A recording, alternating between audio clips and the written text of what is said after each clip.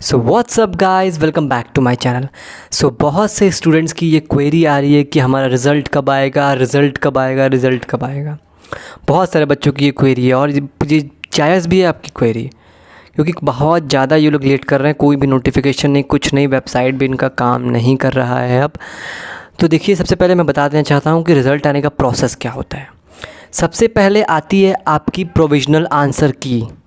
Provisional answer की आती है, उसके बाद क्या होता है, आपको क्लेम करने का मौका मिलता है। आप कोई भी ऑथेंटिक बुक वगैरह उठा करके आप बताते हो अगर आपका आंसर गलत है या सही है, या आपका जो भी आपको लग रहा है कि इनके आंसर की में कोई प्रॉब्लम है, उसके बाद आप क्लेम करते हो। इन सब में 2 दिन का लगभग प्रोसेस निकलता है। 2 दिन का प्रोसेस ये होने के बाद उसके बाद आपकी आती है फ़ाइनल आंसर की। फाइनल आंसर की आने के बाद क्या होता है, उसके बाद ये लोग 2-3 दिन और लेते हैं, उसके बाद रिज़ल्ट निकालते हैं। ये प्रोसेस काफ़ी छोटा होता है, लेकिन फिर भी मान के चलिए 5 से 6 दिन ये सब पूरे प्रोसेस में आपके लग जाते हैं।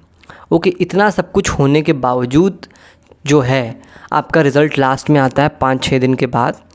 तो अगर देखा जाए 30 जून इन्होंने बोला था कि इनका जो है रिज़ल्ट आ जाएगा, लेकिन मुझे अब नहीं लगता, क्योंकि नहीं आने वाला, क्योंकि आज जो है 25 जून हो चुका है, अभी तक कोई भी नोटिफिकेशन नहीं आई है। तो मान के चलिए आपका 30 जून के बाद ही अब रिज़ल्ट आएगा। रिज़ल्ट आने का भी कोई चांसेस नहीं है, और इसका रीज़न भी है, क्योंकि आप देख ही रहे हैं इतने दिन के बाद गवर्नमेंट अब जा कर के जागी है, उसने कुछ एक्शन लिया है गवर्नमेंट ने। सबसे पहले तो उन्होंने जो एनटीए के जो हेड थे, चेयरपर्सन थे, उसको हटा दिया गया, डीजी सुबोध सिंह। उनके बाद एक नए चेयरपर्सन को लाया गया है। उसके अलावा जो है हमारा पूरी तरीके से नई कमेटी बनाई गई है, जांच अलग तरीके से हो रहा है पूरा का पूरा।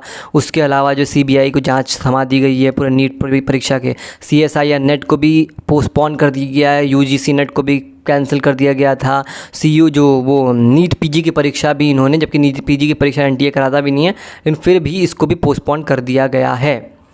तो ये सब क्यों किया गया है, ताकि अब कोई भी आगे चल के गड़बड़ी ना हो, इसलिए ऐसा किया गया। और अब जो है एनटीए कोई भी गड़बड़ी अफोर्ड नहीं कर सकता, क्योंकि इनके ऊपर ऑलरेडी बहुत ज़्यादा प्रेशर आ चुका है।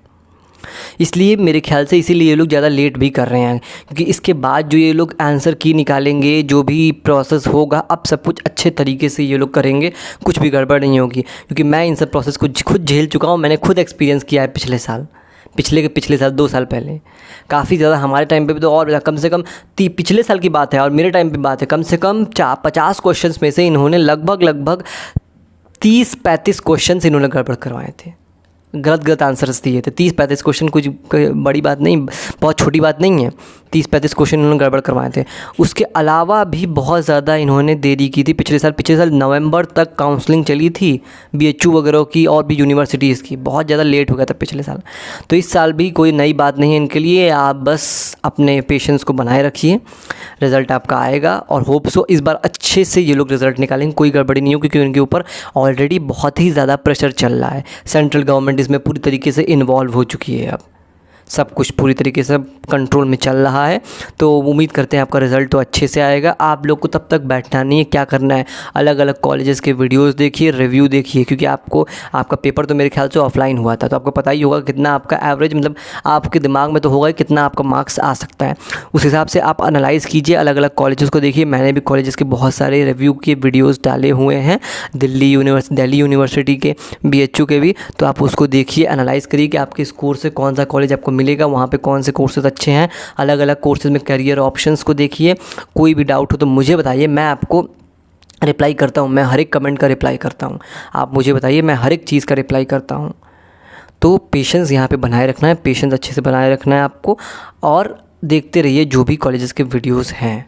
कोई भी अपडेट आती है आप मेरे चैनल से जुड़े रहिए, चैनल को सब्सक्राइब करिए, बेल आइकन का बटन दबाइए, ताकि आपको हर एक छोटी से छोटी अपडेट मिलती रहे। एक भी अपडेट यहाँ मिस करना आपके लिए बहुत ज़्यादा घातक हो सकता है, इसलिए मेरे चैनल से जुड़े रहिए, आपको हर एक अपडेट मैं दूँगा। तो तब तक बने रहिए, चैनल को सब्सक्राइब करिए, वीडियो पे कमेंट करिए, कोई भी डाउट हो मुझे बताइएगा। तब तक के लिए all the best, bye bye.